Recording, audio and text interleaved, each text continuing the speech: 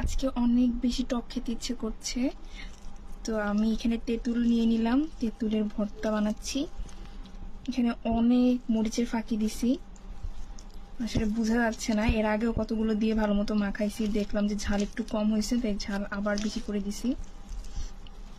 আর হচ্ছে এখানে আছে লবণ, স্বাদ মতো লবণ দিয়ে দিলাম। আর এই তেঁতুলের ভর্তার মধ্যে একটু লেবু পাতা দিলে অনেক ভালো লাগে, তাই এখানে আমি একটু লেবু পাতা নিয়ে নিছি। লেবু পাতাটা একটু ভালো মতো দিয়ে দিব এটার সাথে মেখে। আর লাস্টলি আরেকটা জিনিস অ্যাড করব, প্রচুর ঝাল খাই যেহেতু আমরা, তাই চিলি ফ্লেক্স দিব এটার মধ্যে। আমার তো এখনই জিভ বাড়িয়ে পানি পড়তেছে।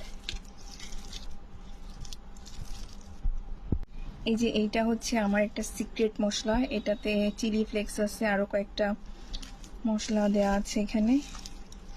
এটা আবার দিয়ে নিলাম, একটু ভালো মতো মাখায় নিতে হবে। যত বেশি মাখানো যাবে এটা তত বেশি মজা হবে।